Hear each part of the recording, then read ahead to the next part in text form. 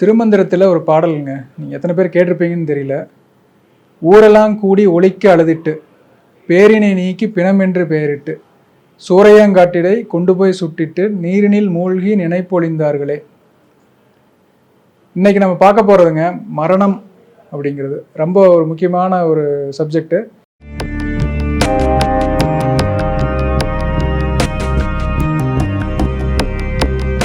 இதை யாருமே பேசுறதுக்கு விருப்பப்பட மாட்டீங்க. இது என்ன ஒரு அவசகுணமான விஷயம் மாதிரி இருக்குது அப்படிங்கிற மாதிரிலாம் யோசிக்கலாம். ஆனால் மனிதன் ஒரு குழந்தை என்னைக்கு மூச்சு விட ஆரம்பிக்குதோ அது அன்னைக்கு பிறக்குது. மூச்சு மொத்தமாக நம்மளை விட்டு நீங்கும் பொழுது அது மரணம் நேர்ந்துருது இல்லைங்களா? இப்போ இந்த பாடல் மூலமாக நீங்கள் கவனிச்சு பாருங்களேன். திருமூலர் பிரான் என்ன சொல்கிறாங்க அப்படின்னா, ஊரெல்லாம் கூடி ஒலிக்க அழுதிட்டு, ஊரெல்லாம் கூடி இப்படி ஒருத்தவங்க வாழ்ந்தாங்களே, இப்படி போயிட்டீங்களேன்னு சொல்லி எல்லாம் ஒவ்வொன்று சத்தம் போட்டு அழுகுறதை நம்ம பார்க்குறோம். பேரினை நீக்கி பிணம் என்று பெயரிட்டு, ஒவ்வொருத்தருக்கும் எவ்வளோ ஆசையாக பேர் வைக்கிறோம் இல்லையா? ஒரு குழந்தைங்களை கோயிலுக்கு எடுத்துகிட்டு போய் நம்ம பேர் வைக்கிறோம். நல்ல ஆசாசியாக ஒரு பேர் வச்சு நம்ம அவங்கள வளர்த்துறோம். ஆனால் கடைசியில் என்ன சொல்லிடுறோம்? இப்போ ராமசாமின்னு ஒருத்தர் வாழ்ந்துட்டு இருக்காரு அப்படின்னா, ராமசாமி போயிட்டார், அவர் பாடியை எடுங்க அப்படின்னு சொல்கிறாங்களா இல்லையா? அப்போ பேர் போய் பிணம்ங்கிற பேர் வந்துடுது. பேரினை நீக்கி பிணம் என்று பெயரிட்டு, சூறையாங்காட்டிடை கொண்டு போய் சுட்டிட்டு, சூறையாங்காடுன்னா சுடுகாட்டில் கொண்டு போய் சுட்டுட்டு கடைசி என்ன சொல்கிறாங்க? நீரினில் மூழ்கி நினைப்பு ஒளிந்தார்களே. அவ்வளோதான், தண்ணியில் குளிச்சுட்டு மறந்துட்டு போயிடுறோம். எத்தனை நாளைக்கு ஒருத்தரை நினச்சிட்டு இருப்போம்? நம்ம நெருக்கமானவங்க யாராக வேணாலும் இருக்கலாம். அன்னைக்கு எனக்கு தெரிஞ்ச என்னுடைய கிளாஸ் அட்டன் பண்ணுறதுக்கு வந்தவங்க ஒரு அம்மா சொல்கிறாங்க, அவங்க மகனுடைய பிரிவு துயர் தாங்க முடியல, எனக்கு அவன் நினப்பாவே இருக்குது அப்படின்னு சொல்லி நினச்சி அழுதுகிட்டே இருக்கிறாங்க. அவங்க பேசும்போது அழுகுறாங்க, தொடர்ந்து அழுதுகிட்டே இருக்கிறாங்க. அப்போது இந்த மாதிரி நெருக்கமானவங்களுடைய ஒரு இழப்பு நமக்கு எவ்வளோ ஒரு வருத்தத்தை வேதனை கொடுக்குது. அதே மாதிரி சிலருக்கு மரணம் பற்றின ஒரு அச்சம், ஒரு கொடுமையான ஒரு நோய் வந்துடுதுன்னு வச்சுங்களேன். அந்த மாதிரி நோய்கள் வரும்பொழுது அப்போ தான் நம்ம மரணத்தை பற்றின ஒரு யோசனை வரும், அச்சம் வரும். நம்ம ஆரோக்கியமாக இருக்கும்போது நல்லா தானே இருக்கேன், எனக்கு என்ன அப்படிங்கிற மாதிரி இருந்துகிட்ருப்போம். அப்போது இந்த மரணம் அப்படிங்கிறது பற்றின ஒரு இழப்பு, நமக்கு வந்த ஒரு நெருக்கமானவங்களோட இழப்பு ஒரு பக்கம் இருந்தாலும், நமக்கு வரப்போகுது அப்படிங்கிற அந்த நினப்பு நமக்கு இது ரெண்டையும் எப்படி கையாளுறது அப்படிங்கிறத இன்னைக்கு காணொலியில் நம்ம பார்க்க போகிறோங்க. சரி, நெருக்கமானவங்க ஒருத்தவங்க இறந்ததுக்காக நீங்கள் வருந்தி அழுகுறீங்க. அந்த ஒரு தொடர்ச்சியாக நம்ம அழுதுகிட்டே இருக்கும்பொழுது என்ன ஆகுதுன்னா, நம்மளுடைய மனநிலை எப்படி இருக்குது அப்படிங்கிறத கவனிச்சு பாருங்களேன். இப்போ ஒரு விஷயம் நடந்துருச்சு, அது ஒரு மரணம் அப்படிங்கிறத ஒன்று பார்க்குறோம். அது போக ஒரு இழப்பு நடக்குது. எத்தனையோ விதமான இழப்புகள் நடந்தாலும் கடந்த காலம் முடிஞ்சிருச்சு இல்லையா? இதில் என்னென்னா ஒரு விஷயம், சென்றதை நினைப்போன் சிறியோன் அப்படிங்கிறாங்க. ஒரு விஷயம் நடந்து முடிஞ்சிருச்சு, அதை நம்ம நினச்சி நம்ம உருகி நம்ம என்ன பண்ண போகிறோம், அந்த உயிர் நம்ம திருப்பி கொண்டு வர்றது அப்படிங்கிறது நடக்காது. இப்போ அந்த மரணம்ங்கிற அந்த இழப்பில் நம்மளுடைய சடங்குகள் கொஞ்சம் கவனிச்சு பாருங்களேன். என்ன சடங்கு பண்ணுறாங்க? இறந்தவங்க வீட்டில் ஒரு சாணி சட்டியை கரைச்சி விளக்கு மாற்ற போட்டு வைப்பாங்க. வீட்டுக்கு இனிமேல் திருப்பி வீட்டுக்கு வந்துடாத அப்படின்னு. அந்த வீட்டினுடைய ஒரு தந்தை ஒருத்தர் இருக்கார், அந்த வீட்டினுடைய ஒரு குடும்ப தலைவன் சொல்கிறாங்க இல்லைங்களா, அவங்க இருக்கிறாங்க, இறந்து போயிடுறாங்க.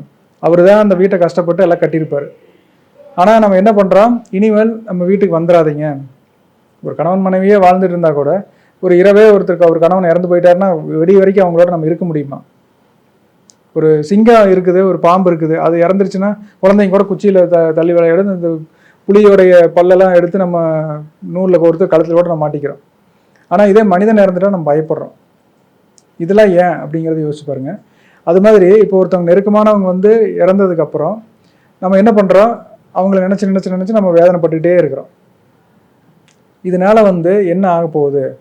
அப்போ நம்ம மரணத்தினுடைய சடங்குகள் நம்ம கவனித்து பார்த்தோம்னா, திருப்பி நீ வீட்டுக்கு வந்துடாத அப்படிங்கிற மாதிரியான சடங்குகள் தான் இருக்கும். போகும்போது பொரியெல்லாம் இறைச்சிட்டே போவாங்க, எள்ளெல்லாம் இறைப்பாங்க. நீ வந்தீங்கன்னா எள்ளை எடுத்துகிட்டு திரும்பி போயிரு. அப்போ அந்த நீ பேயாயிட்ட அப்படிங்கிற மாதிரியான அர்த்தம் தான் வரும். இப்போ சுடுகாட்டுக்கு யாராவது போக முடியுமா? நம்ம சொந்தக்காரங்களுக்கு தான் கொண்டு போய் வச்சுருப்பாங்க. அதுக்காக போய் நம்ம சுடுகாட்டு பக்கம் போக முடியுமா? பயமாக இருக்குது இல்லை நமக்கு. அப்போது இந்த சடங்குகள்லாம் ஏன் பண்ணுறாங்க? இப்போ தோலில் பானை வச்சுட்டு அதில் 3 ஓட்டை போட்டு அப்படியே சுற்றி வருவாங்க. அது என்ன சொல்ல வராங்கன்னா, ஆணவம் கண்மம் மாயை அப்படிங்கிற 3 விஷயத்தினால உன்னுடைய வாழ்நாள் அப்படிங்கிறது பூரா இழந்துட்டேன், அதனால் உனக்கு இந்த உடல் உடஞ்சி போச்சு அப்படின்னு சொல்லி பானையை தள்ளி உடைக்கிறாங்க.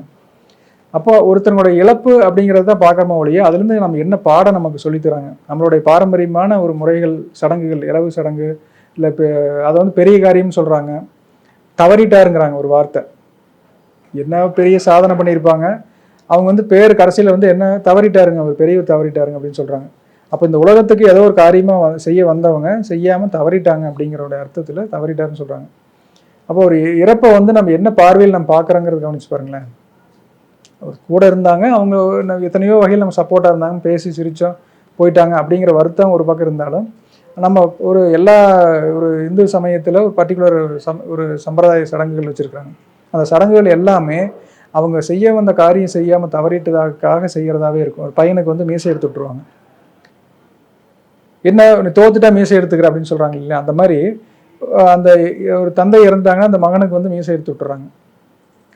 அப்போ எல்லாரும் வந்து இதை பாருங்க, இப்படி ஒரு சம்பவம் நடந்துருச்சு. என்னன்னா இந்த பெரியவர் வாழ்ந்தாரு, இப்படி போயிட்டாரு, இதை பெரிய காரியம் எல்லாரும் வந்து கலந்துக்குங்கன்னு சொல்றதுக்கான இன்னொரு காரணம் என்னன்னு பார்த்தீங்கன்னா, இந்த மாதிரியான ஒரு நிலைமை உங்களுக்கு வந்துடக்கூடாது அப்படிங்கிறது நினைக்கிறது. இவர் போன நிலைக்கு நான் அப்படி தவறிட்டாருங்கிற பேரோடு நான் போக வேண்டாம். அங்கே போயிட்டு வந்தால் வெளியிலேயே குளிப்பாங்க, வெளியிலேயே ஒரு பாத்ரூமில் ட்ரெஸ் எல்லாம் கையில் தொட மாட்டாங்க, வீட்டில் இருக்கிறவங்க கொண்டு ட்ரெஸ் போட்டுட்டு வெளியிலே குளிச்சுட்டு வருவாங்க. இன்னும் சிலர்லாம் வந்து வெளியூர்லேருந்து அந்த இறந்தவங்களோட செய்தி கேட்டால் கூட குளிக்கிறாங்க. இப்போது இப்படியான விஷயங்கள் நடந்துட்டு இருக்குது. நம்ம வந்து இறந்தவங்களை என்ன பார்வையில் பார்க்குறோம், ஒரு உயிர் வந்தது போயிடுச்சு. அப்போ நம்ம பாடம் எடுத்துக்கிறோம் அப்படின்னா, அதுலேருந்து நம்ம எப்படி இந்த மாதிரி நிலைக்கு நம்ம போகாமல் இருக்கிறது. இதில் வந்து மரணம் இல்லாத நிலை அப்படிங்கிறத பற்றி ஞானிகள்லாம் சொல்கிறாங்க. வடலூர் வள்ளல் பிரானோடு என்ன சொல்கிறாங்க, சாகாத வரம் ஒன்று உண்டு, மரணமில்லா பெருவாழ்வில் வாழ்ந்திடலாம் கண்டீர், பொய் புகழேன் புனைந்துரையேன் சத்தியம் சொல்கின்றேன் அப்படிங்கிறாங்க. சத்தியம் பண்ணி சொல்கிறாங்க. அவங்க வந்து ஞானிகள்லாம் வந்து நம்ம சத்தியம் பண்ணி சொல்கிறோம், நினச்சி பாருங்க. அப்போது மரணம் இல்லாத நிலை ஒன்று இருக்குதுங்கிறது உங்களுக்கு தெரிஞ்சிட்டிங்கன்னா மரணத்தை பற்றின அச்சம் நமக்கு எதுக்கு வருது? இப்போ இறந்தவங்க என்ன ஆகிட்டாங்க அப்படின்னு யோசிச்சு பாருங்களேன். நாங்கள் தங்கியிருக்கிற ஒரு அப்பார்ட்மெண்ட்டில் ஒரு குழந்தை வந்து சொல்லிட்டு இருந்தா, அப்படின்னா இன்னைக்கு எங்கள் தாத்தா பாட்டிக்கு இன்றைக்கி சாப்பாடு வச்சோம். சரி குட்டி, உங்கள் வீட்டில் தான் அவங்களாம் இருக்கிறாங்களா அப்படின்னு கேட்டப்போ, இல்லை அவங்களாம் இறந்து போயிட்டாங்க. அப்புறம் எப்படி சாப்பாடு வச்சிங்க அப்படின்னா, நாங்கள் வந்து பிளேட்டில் போட்டு வெளியில் பால்கனியில் வச்சோம், அப்போ வந்து காக்கா வந்து சாப்பிட்டு போச்சு. அப்போ இறந்துட்டோம்னா நம்மளாம் காக்காயை மாறிடுவோமா அப்படின்னு. அப்போ நம்மளுடைய நம்பிக்கையெல்லாம் எப்படி இருக்குது பாருங்களேன். 6 அறிவு மனுஷனாக வந்துட்டோம், ஆனால் வந்து கடைசியில் இறந்ததுக்கப்புறம் காக்காயாக போயிடுவோம், குருவியாக போயிடுவோம் அப்படின்னு நினச்சிட்டு இருக்கிறோம். 5 அறிவாக போயிடுவோமா, அதுக்கப்புறம் 1 அறிவு குறைஞ்சி போய் நம்ம போயிடுவோமா அப்படிங்கிற மாதிரி கேள்விகள்லாம் வருது. அதனால் என்ன சொல்கிறாங்கன்னா, ஒரு சுருக்கமாக ஒரு சிம்பிளாக ரொம்ப கான்செப்டாக புரிஞ்சுக்கிறதுக்கு என்னென்னா, நீ வாழும் இந்த வாடகை வீட்டை உன் சொந்த வீடாக மாற்றிக்கொண்டால், நம்ம எல்லாருக்கும் சொந்த வீடு வேணும்னு ஆசைப்படுறோம். ஆனால் ஆக்சுவலாக நம்ம வாழ்கிற வீடு என்ன அப்படின்னு பார்த்தோம்னா, இப்போ என்னுடைய வாய் பேசி கொண்டிருக்கிறது. இப்போ கவின் அப்படிங்கிற என்னோட பேர், கவினுடைய வாய் பேசி கொண்டிருக்கிறது அப்படின்னா, கவின்கிற ஆள் எங்கே இருக்காருன்னா இந்த கூட்டுக்குள்ளே இருக்கார். அப்போ இதுதான் நம்மளோட வீடு. இந்த வீட்டை உன் சொந்த வீடாக மாற்றிக்கொண்டால் நீ வேறொரு வீடு தேடி போக வேண்டியதில்லை அப்படிங்கிறாங்க. அந்த உள்ளே இயக்கிட்டு இருக்கிற அந்த ஆவி வெளியில் போயிடுச்சு அப்படின்னா என்ன ஆகும், அது இன்னொரு ஃபார்ம் எடுக்கும் இல்லையா. Energy can neither be created நார் பி டெஸ்ட்ராய்டு. அப்போ அது வந்து மறுபடியும் வந்து சிவபுராணத்தில் சொல்கிறாங்க பாருங்கள், புல்லாகி பூடாகி புழுவாகி மரமாகி இப்படி பல்விருகமாகி எல்லா பிறப்பும் பிறந்திழைத்தேன் எம்பெருமான் மெய்யே உன் பொன்னடிகள் கண்டு இன்று வீடு உற்றேன், அங்கேயே வீடு பேர் அடைதல் வீடுறுதல் அப்படிங்கிற சொல்கிறாங்க. இப்போ மரணத்துங்கிற சப்ஜெக்டுக்குள்ளே ஏகப்பட்ட விஷயங்கள் பதிஞ்சிருக்குது. நம்ம ஒரு சமயத்தை சார்ந்திருக்கிறோம் இல்லைங்களா. ஹிந்து சமயம், கிறிஸ்தவ சமயம். சமயம்னா என்ன, ஒரு நேரம் இல்லையா. சமயத்தினோட இன்னொரு அர்த்தம் வந்து ஒரு டைம், நேரம் அப்படிங்கிறது. அந்த டைம் எதை குறிக்குது அப்படின்னா, ஒரு மனுஷனுக்கு மரணம் வரக்கூடிய தருவாயை பற்றி குறிக்குது. நம்ம ஒரு மதத்தை சார்ந்திருக்கிறோம் அப்படின்னா எதுக்காக சார்ந்திருக்கிறோம், அடிச்சுக்கிறக்கா, சண்டை போட்டுக்கிறக்கா, யோசிச்சு பாருங்க. அப்போது நம்ம சார்ந்திருக்கிற மதத்தினுடைய நோக்கம் என்ன அப்படின்னா, நீ மரண தருவாயில் உனக்கு இறைவன் சிந்தனை வரணும் அப்படிங்கிறதுக்கு தான். இதை நம்ம ஊர் கதைகளோட நம்ம கேள்விப்பட்டிருப்போம். மார்க்கண்டேயர்னு ஒருத்தர் இருந்தாருங்க. அவர் வந்து என்ன பண்ணுறாரு, 16 வயசு ஆகும்பொழுது அவங்களுக்கு வந்து டைம் முடியுதுன்னு சொல்லி முன்னாடியே சொல்லியிருப்பாங்க. அவருக்கு வந்து 16 வயசு ஆகும்பொழுது யமன் வந்துடும். அப்படி யமன்கிற ஒரு கேரக்டர் நம்மலாம் கேள்விப்பட்டிருப்போம். மீசை வச்சுட்டு எருமை மேலே வந்துட்டு கயிறு எல்லாம் எடுத்துகிட்டு வருவாங்க அப்படின்ட்டு. அந்த யமன் வந்தோடனே அவர் என்ன பண்ணுறாரு, சிவனை ஓடி பிடிச்சிக்கிறாரு இல்லையா. சிவலிங்கத்தை கட்டி பிடிக்கிற மாதிரி இந்த சிவன் கோயில்களில் இந்த படம் வரைஞ்சிருப்பாங்க. நீங்கள் கூகுளில் அடிச்சா கூட தெரியும். மார்க்கண்டேயர் ஸ்டோரின்னு போட்டோம்னா ஒரு யமன் வந்து உயிர் எடுக்க வர மாதிரி சிவன் வந்து தன்னோட திரிசூலத்தை வச்சு யமனை தடுக்கிற மாதிரிலாம் வரும். அப்போது கடைசியில் நமக்கு என்ன நினப்பு வரணும், நம்ம கடைசியில் சவமாக போகிறோமா இல்லை சிவமாக போகிறோமா, இதை பற்றியெல்லாம் எந்த அவேர்னஸும் இல்லாமல் இறந்தவங்களை நினச்சி ஐயோ ஐயோ நெஞ்சு அடித்து அழுதும் போனவங்க வந்து திரும்பி வரப்போகிறதும் இல்லை. அவங்க தான் இப்படி போயிட்டாங்களே, நம்மளாவது தப்பிச்சுக்கலாம் அப்படிங்கிற ஒரு எண்ணம். இதில் ரொம்ப முக்கியமான விஷயம் வந்து என்னன்னாங்க, அன்சர்டனிட்டின்னு ஒரு விஷயம் இருக்குது இல்லையா. அன்சர்டனிட்டி நிலையாமை. ஒரு ஒரு பலூன் இருக்குது, ஊசி போட்டால் டப்புன்னு வெடிச்சு போயிருது இல்லை, அந்த மாதிரி நம்மளோட வாழ்க்கை அவ்வளோதான் இருக்குது. நல்லா தாங்க இருந்தார், பேசிகிட்டு இருந்தார், படுத்தார், காலையில் எந்திரிக்கல. சொல்கிறாங்களா இல்லையா? 30-40 வயசு தாங்க ஆகுது, ஜிம்மில் போய் ஒர்க் அவுட் பண்ணிட்டு இருந்தார், திடீர்னு போயிட்டார். அப்போ யாருக்கு எப்போ அந்த யமன் வருவாங்க அப்படின்னு தெரியாது. அது வந்து சில காணொலிகளில் நீங்கள் பார்த்துருப்பீங்க, அப்படியே வந்து பயப்படுவாங்க, இப்படி யாரோ வந்து அவங்களை பிடிக்க வர மாதிரி அந்த பயப்படுவாங்க, அதுக்கப்புறம் கீழே வந்து இறந்து போயிடுவாங்க. அந்த கடைசியில் வந்து அந்த அந்த கிங்லேயர்கள்னு சொல்கிறாங்க, அந்த உயிர் எடுக்க வரக்கூடிய கேரக்டர்ஸ்லாம் இருக்கிறாங்க. அவங்களாம் வந்து கணக்கு வச்சுருப்பாங்களே, இவங்களுக்கு இந்த நாளில் இந்த உயிர் எடுக்க போகிறோம் அப்படின்னு சொல்லிட்டு. அப்போது அது எப்போ வரும்னு தெரியல இல்லையா? நம்ம பிறந்தது தான் தெரிஞ்சது, டேட் ஆஃப் பர்த் தெரியுது, டேட் ஆஃப் டெத்து யாருக்கும் தெரியாது.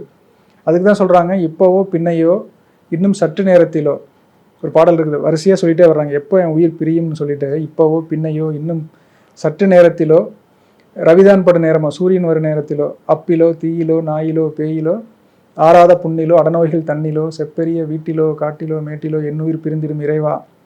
அப்போ அந்த உயிர் எந்த நேரத்தில் வேணாலும் எனக்கு பிரிஞ்சிடலாம், அதுக்குள்ளே வந்து உன் திருவடியில் நான் சேரணும் அப்படிங்கிறது. அப்போ பிறவிங்கிற ஒரு கடலில் நம்ம இருக்கிறோம், நினச்சி பாருங்களேன். ஒரு கடலுக்கு நடுவில் நம்ம இருக்கிற மாதிரி நினச்சி இமேஜின் பண்ணி பாருங்கள். பிறவி பெருங்கடல் அப்படின்னு சொல்கிறாங்களே திருக்குறளில். இப்போ பிறவி பெருங்கடல் நீந்துவர் நீந்தார் இறைவனடி சேராதார். பிறவி பெருங்கடல் நீந்துனா இறைவனடி சேரலாம், நீந்தலினா சேர முடியாது அப்படிங்கிறது தான் என்னுடைய உள்ளர்த்தமாக வருது. அப்போ இத்தனை விஷயங்களும் மரணத்தை சார்ந்து இருக்குது. அப்போ நம்மளுடைய முடிவு எங்கே போய் முடியணும்? பிறக்கிறோம், இறப்புங்கிறது கன்ஃபார்ம், அது என்னைக்குங்கிறது தெரியலையே ஒழிய, ஆனால் இறப்புங்கிறது கன்ஃபார்மாக நமக்கு இருக்குது. அப்போ நம்ம ஒருத்தவங்களோட இறப்புலேருந்து தெரிஞ்சுக்க வேண்டிய விஷயம் என்னென்னா, நமக்கு அந்த நிலைமை வரக்கூடாது அப்படிங்கிறது.